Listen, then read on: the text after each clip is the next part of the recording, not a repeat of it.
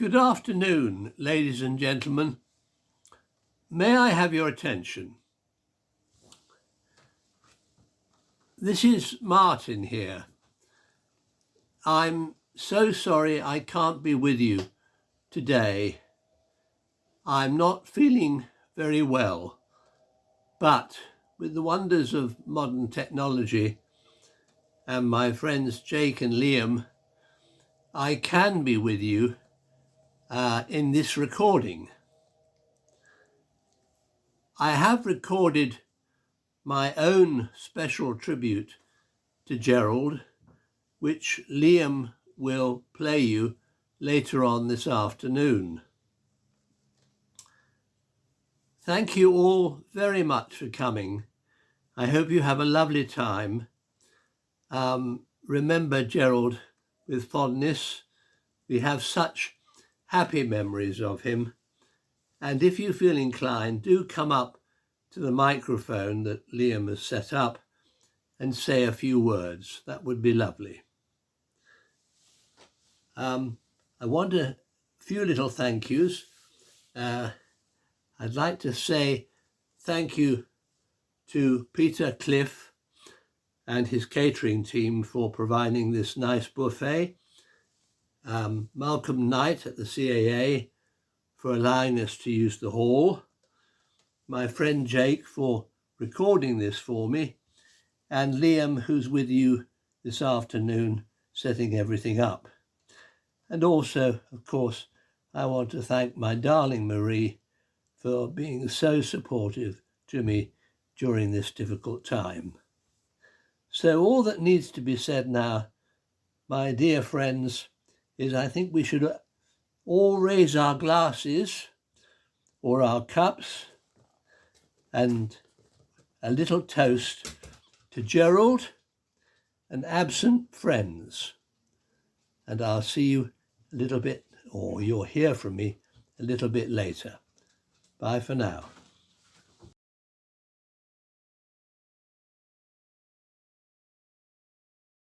Right, here we are again, ladies and gentlemen. And now here's my special tribute to my friend Gerald Moon. Once upon a time, there was a young man who fell in love. He fell in love with the theatre. And like every love affair, it had its ups and downs. But the ups were worth it. His name was Gerald Moon, and the love affair began at the Victoria Palace Theatre in London's West End, when, as a young boy, he was taken to see the Crazy Gang show led by Bud Flanagan. Later, he got the chance to take part in a comedy sketch with them. Well, that was it. There was no turning back. This was where he belonged. The atmosphere, the lights, the audience, the big band, the overture, the curtain going up, and there they were, the cast, smiling and giggling and ready to have fun with the audience. Yes, this was his family, the family he longed for. And for the rest of his life, it would remain so. The other great love of his life was his partner, David. And it was David who gave him all the encouragement and support in those early days when he was working as an actor, writing at the same time.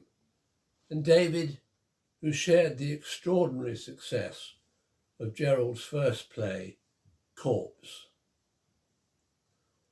Sadly, David died in 1995, and being a Buddhist, his ashes were scattered in the gardens of the Wimbledon Buddhist Temple, a beautiful, serene place where this May, on a lovely sunny day, we all came together to scatter Gerald's ashes in what was one of the most moving and beautiful ceremonies I've ever attended. After seeing the light at the Victoria Palace, his mind was set on being an actor, and as soon as he left school, he served a long apprenticeship in repertory theatre, primarily in Chelmsford and Wolverhampton, learning his trade week after week in a variety of plays from Shakespeare to high farce. Here he developed his talent for comedy acting and forged many long-term friendships. Gerald had a wickedly mischievous sense of humour, full of anecdotes, jokes and stories. You just had to sit back and let Gerald take the stage. Like the time he described a show called Bernardo, which opened with Dr. Bernardo walking about the stage in top hat and tails, singing, "I'm walking around in London, looking for boys." Well, that was it. From then on, it was downhill all the way. Noel Coward was one of his favourites. "Mr. Coward, I gather you're a practising homosexual." "Practising, dear boy, I'm perfect." "Would you like to say a word to the star, Mr. Coward?" "Yes, Twinkle." "Mr. Coward, what did you think of Peter O'Toole as Lawrence of Arabia?" "Well, dear boy, if he'd been any prettier, it would have been called Florence of Arabia." He loved giving people nicknames. Mine was Kingston Trollope, named after the actor who played the butler in Gielgud's The Importance of Being Earnest, which I was to play at the Old Vic in 1995, playing the two butlers, Lane and Merriman. This was such a thrill, being able to work for the first time at the Old Vic, where as a teenager I sat up in the gods in the 60s, watching all the greats, Olivier, Gielgud, Richardson, Redgrave, and now here I was, acting on the same stage. It was a joy going in every night.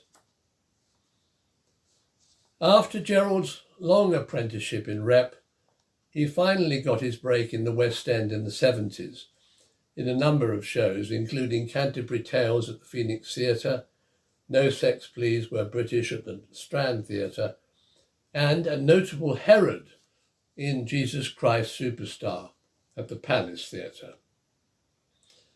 And then we come to the 80s and his play Corpse. He'd been struggling to get the play on without any success when his partner David said, "Let's go to New York and take your play with you." He jumped at the chance, and what a chance it turned out to be. On the first night, they went to a party where Gerald was introduced to a producer called Gary Levinson. "Okay, you've written a play, let me read it. I'll get back to you." It sounded a bit like, "Don't ring us, we'll ring you." It wasn't. The phone rang the next day. "Mr. Moon, I love your play. We're going to do it. Come to my office tomorrow morning, 10 o'clock. One sentence which changed his life and his bank balance forever. The play opened at the Milford Theatre, New Hampshire in 1982, and then went to Broadway for an 8-month run, receiving great reviews. After he returned, Robert Fox presented the play in the West End in 1984 at the Apollo Theatre with Milo O'Shea and Keith Baxter, the two actors who played it on Broadway. I remember seeing it and thinking what a clever, funny and dramatic play it was. 10 years later, Gerald asked me to play the policeman. I had no hesitation in saying yes. We had an enjoyable run at the Mill Theatre in Sonning. I want you to play the policeman, Martin. Now, listen carefully. I want you to play him completely straight, because everybody in this play is completely crazy. I knew what he wanted. His follow-up play, Deadly Manoeuvres, was presented at the Haymarket Theatre, Basingstoke, and was also headed for the West End, but fell afoul of a management disagreement.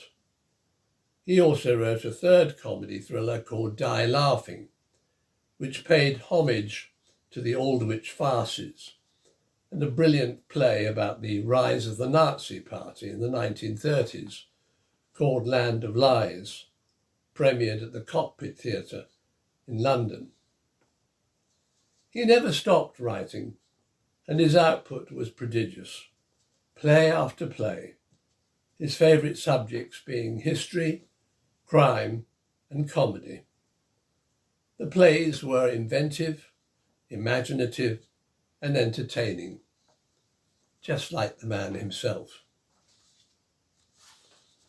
Finally, I can't resist this wonderful poem by Noel Coward, which I'm sure Gerald would have loved. It talks about remembered laughter and the fun we had. Well, we did, and what fun it was being a friend of Gerald. When I have fears as Keats had fears of the moment I'll cease to be, I console myself with vanished years and the peace of the changing sea. When I feel sad as Keats felt sad, that my life is so nearly done, it gives me comfort to dwell upon remembered friends who are dead and gone, and the jokes we had, and the fun. How happy they are I cannot know, but happy I am who loved them so. Dear Gerald, we thank you for being such a lovely friend to us. We remember you with such happy memories. Rest in peace. Amen.